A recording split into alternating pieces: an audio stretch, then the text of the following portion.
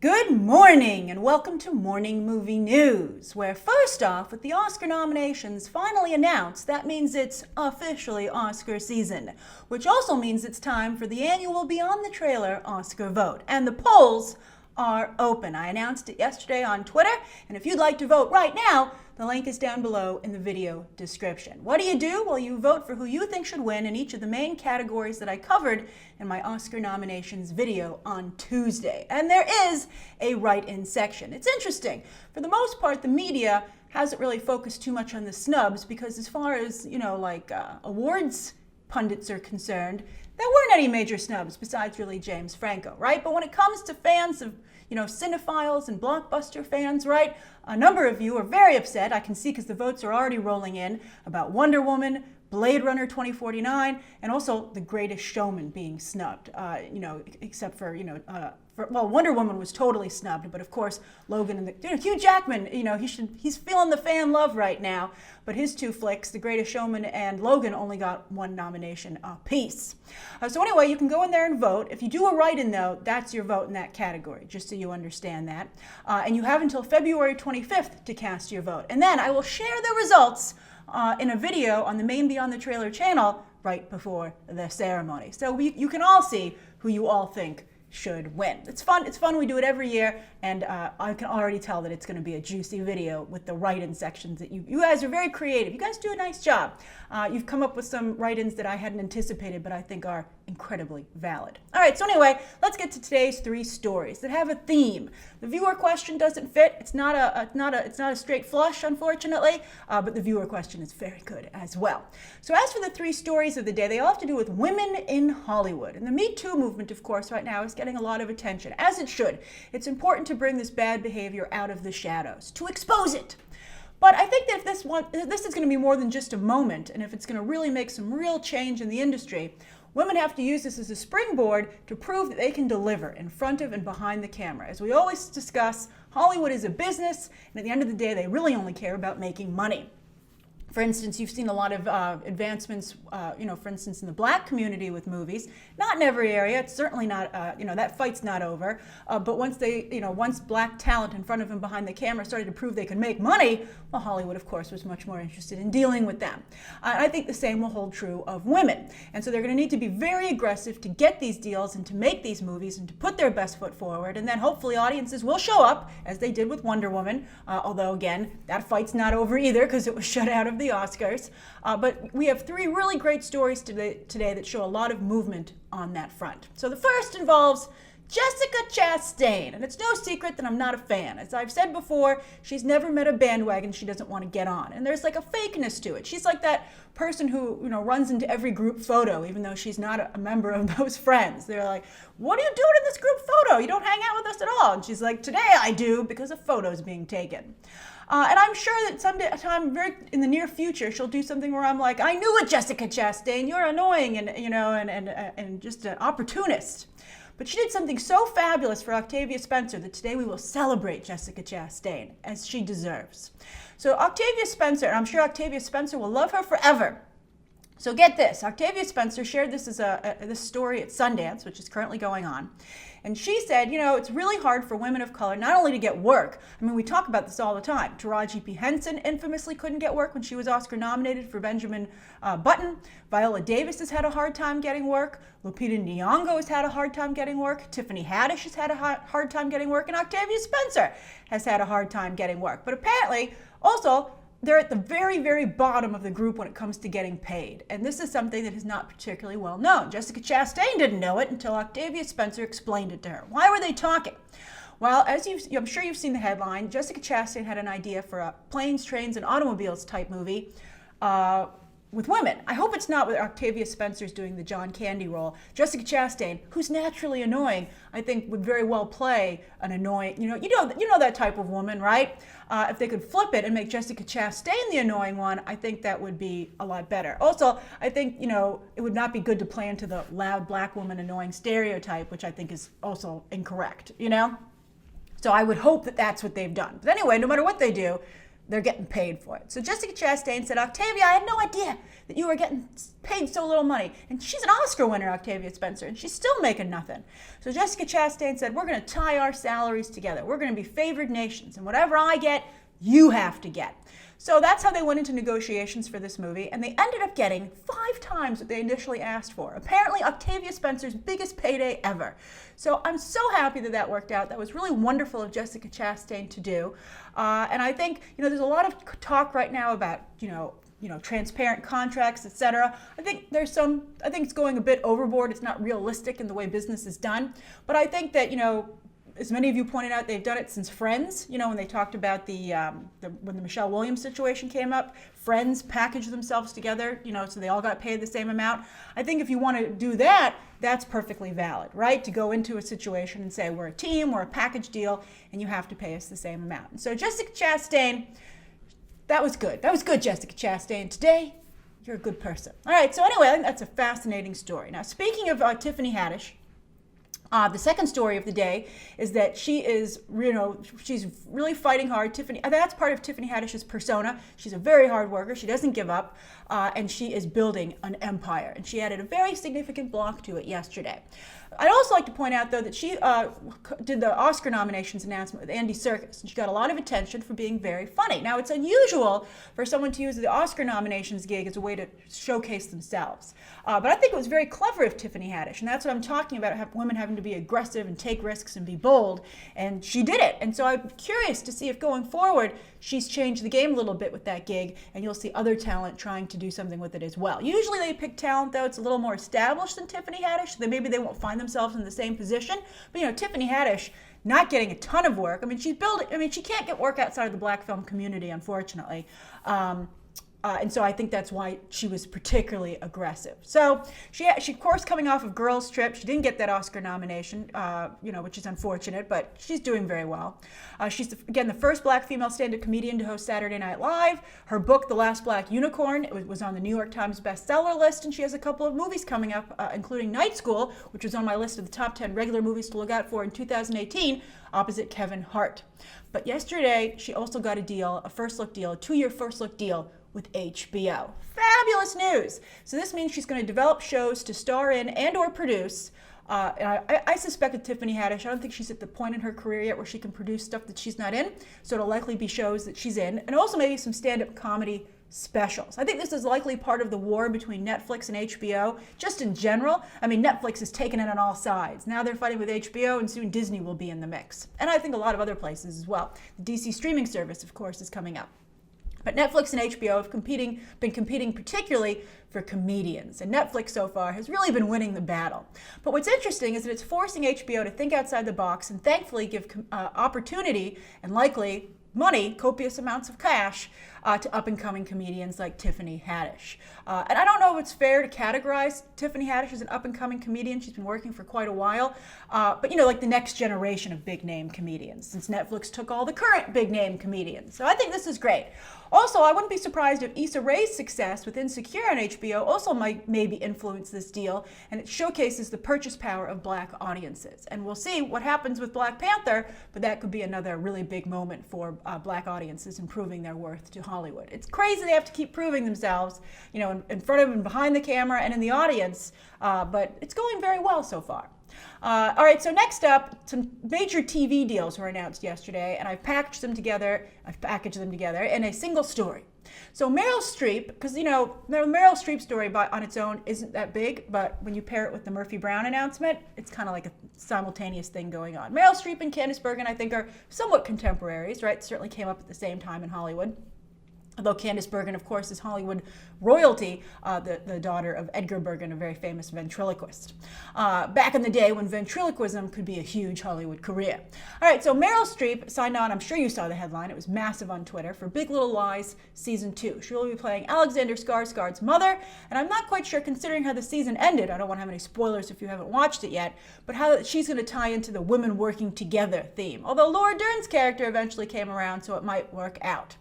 I really liked Big Little Lies. It was a slow burn, but the payoff at the end was so amazing. I'm not surprised that it's sweeping award seasons, this year's award season as it is.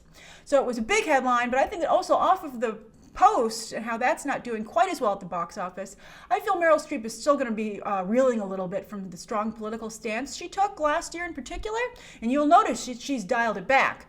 But I think that her audience draw is smaller than it used to be. And I'll be curious to see, she's really going to play to a certain demographic. And I don't know how big the Big Little Lies demographic is. I mean, that audience that she offended, Meryl Streep, might not be interested in Big Little Lies anyway. But I think that, I don't think Meryl Streep is quite the bonus that she was prior to her political statements. I mean, it's tough with the political situation, but as you know, you might recall from my Golden Globes live tweeting last year, I thought that she went a step too far by saying mixed martial arts. And I think Meryl Streep has no business saying what she thinks is valid art. I think it's not appropriate. But anyway, Murphy Brown is also coming back, Candice Bergen, to CBS. There's a lot of stuff going on right now with bringing back, popular sitcoms. Will and Grace is doing very well. Roseanne is coming up. Roseanne, speaking of politics, interestingly, will be a Trump supporter. I'll be curious to see how that plays out. But Murphy Brown is coming back to CBS in the 2018 to 2019 season. And Candice Bergen will reprise her famous role, and Diane English will be back on the show, and she was the showrunner and creator. Now, this show started in 1988. It ran for about a decade, and Candice Bergen won 5 Emmys. And after she won 5 times, she actually withdrew her name from further, consideration because she felt 5 was enough. I think that's pretty nice, considering how Julia Louis-Dreyfus has been sweeping the same way. Julia Louis-Dreyfus hasn't been withdrawing at all, although let's leave Julia Louis-Dreyfus alone. She's currently battling breast cancer, and I hope she's victorious. I'm a big Julia Louis-Dreyfus fan, and I think on that note that Murphy Brown could be potentially the new Veep as Veep wraps up on HBO. So anyway, when Murphy Brown came out, it was really a savior, a godsend for Candice Bergen's career. She is someone who was very funny. And she had speaking of Saturday Night Live with Tiffany Haddish, Candice Bergen had a lot of firsts with that show. She was the first woman to ever host the show. She was the first woman to host it twice, and she was the first woman to join the 5 Timers Club. And I find it interesting whenever they talk about the 5 Timers Club today, they don't bring Candice Bergen back. They bring back like Tom Hanks and Steve Martin, but where's Candice Bergen? I mean, especially when Melissa McCarthy just joined, you would think that Candice Bergen would be there to congratulate her, considering she was the first woman to enter the club. Maybe Candice Bergen doesn't want to do it. I don't know. But anyway, Candice Bergen, despite being so funny, couldn't really get any work as a comedian outside of Saturday Night Live until Murphy Brown came along, and then it was a huge hit. Now, part of the deal that people think that this is going to be lucrative is that right now Murphy Brown isn't available anywhere for streaming, and so there was some speculation that would be a big cash windfall because somebody would snap that up as people prepared to watch the new Murphy Brown episodes. I don't think that's going to be the case at all. I think those streaming rights are pretty worthless because Murphy Brown, being a news comedy, was so timely and it was a cultural touchstone for that reason, and it can be again today. But people, I don't think it doesn't have a timeless quality to it. It's very dated in that regard. So I think that it's not something you can really go back and watch, and you can't watch it out of order really either. I think. So it's not like Friends, for instance, is as popular as it ever was on Netflix, but that's because you can just tune. And I think Frasier and Seinfeld, all those sitcoms do very well, and Will and Grace in that regard. But Murphy Brown just isn't that type of show. But I think it can come back huge. I think cable news obviously couldn't be more in the news itself these days, and I think it's perfect timing. And so, some shows have tried to do news comedy, but no one's been as aggressively, an aggressive outright comedy like Murphy Brown was. It's kind of like the comedic alternative to what The West Wing was for political dramas. So I think that it could be really amazing. It could be must-watch television, but no one's going to go back and watch older episodes. And also, it's also very interesting, I think, you might not know this about Murphy Brown, and I want to bring it up because it's probably going to be referenced in the show. She had a child by herself, and she got into a big fight with Dan Quayle over it, who said that it wasn't nice to marginalize the roles of fathers, because that was just starting, women deciding to have children on their own. And I think that, and Candice Bergen herself even said she could, in real life, her character got very angry, but she said she could understand where Dan Quayle was coming from. And I think anyone can. I think it's, I don't think fathers, contribution to a child's life should be undermined or considered not important. I think that's a big issue when it comes to custody and divorce, et cetera, et cetera. But I think that Dan Quayle, on his part, wasn't sensitive to sometimes why women decide to have children on their own, and it's not always that much of a choice the choice is, do you want to have kids or not do you want to have kids with a husband. So I think that was an important dynamic, but it's a very interesting situation. And it speaks to a lot of things, in terms of education and how it was new, and also the quickness to judge someone maybe, and Dan Quayle's inability to explain where he was coming from. So anyway, I'm curious if you plan to watch either of those shows, Big Little Lies Season 2 and also the new Murphy Brown. All right, so the next up, today's viewer question is from Anthony Huntington, longtime Beyond the Trailer viewer. Hello, Anthony. And Anthony has a great question. So Anthony says, hey, Grace, question. What is your criteria for when a director/production should take studio notes versus when they should ignore them if they're able to, because it's too much studio meddling? For instance, this was a big discussion with Justice League, right? Besides executives like Kevin Feige and Kathleen Kennedy, are there other types of quote-unquote suits these notes could come from? Again, great question, Anthony. So first off, it's very hard to ignore studio notes because they are the ones paying for your movie, and they did hire you for the most part. And I want to tell you two stories about how studio notes were handled, and I think that they'll give you some perspective. So back in the day, when Francis Ford Coppola wanted to make The Godfather, he was talking to Paramount about casting ideas, and the executives at Paramount really wanted to cast Robert Redford as Michael Corleone because they felt that he was a draw. And of course, that's absolutely ridiculous that Robert Redford would play Michael Corleone.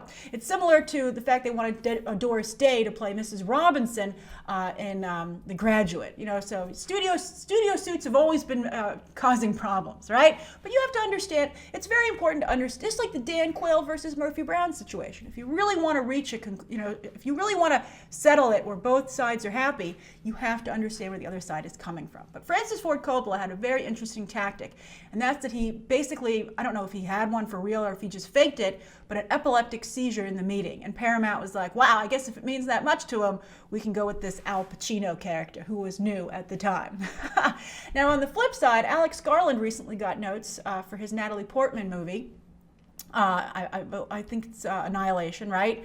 And he didn't listen to the notes. And now his movie, outside of the United States, is going to be playing on Netflix because that's where they put it. So as you can see, it's always a gamble and it's a risk if you don't listen, to the notes. Now, first off, when you first get the notes, you always have to at least read them or take them in or listen to them, before you decide what your next move is. It's just a professional courtesy, right? Now, if you don't want to follow them, you have to be able to explain why, and most likely offer up an alternative, again, to make the suits happy. You know what they say about compromise? A good compromise is where no one's truly happy about it. So you have to have, it's political. You want to make sure the suits like you because you want them to hire you again. Now, if you feel adamantly about something that it needs to stay the way it is, you have to fight for it. But you better be sure that you are right, because then the suits might be upset with you for a little bit, but then when your movie does incredibly well, they'll be like, oh, you were right. And eventually, if you're right enough, you won't have to fight so hard in the future because they'll trust your judgment. Now, as for notes, who notes come from, they'll often come from everybody because everybody wants to be able to say they had a hand in a potentially successful film. So a good producer will often protect the director and the production from silly overstepping notes, and they'll kind of be like, no way. But then when legit notes come in, of course, you'll have to discuss them if you're the director, etc. So that's who these notes could come from. They could come from your actual producer. They have notes themselves. Film division heads like Kevin Feige, Kathleen Kennedy, Walter Hamada now at DC. Then studio heads, that's heads of the motion picture division. For instance, Alan Horn is the head of motion pictures at Disney.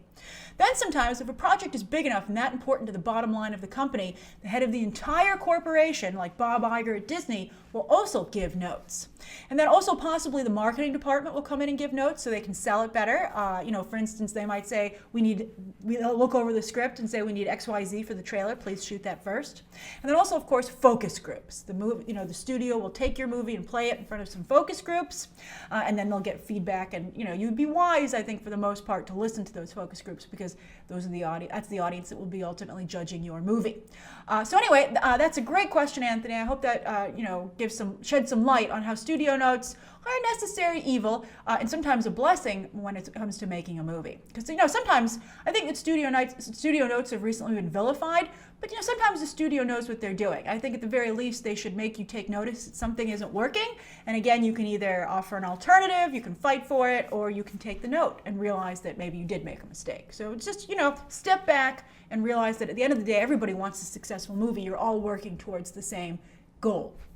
All right, so anyway, that's today's morning movie news. Thank you so much for tuning in. Please write down below today's top 3 stories, Anthony's viewer question, and of course, be sure to vote in the Oscar poll. The link is down below in the video description. Thanks for watching.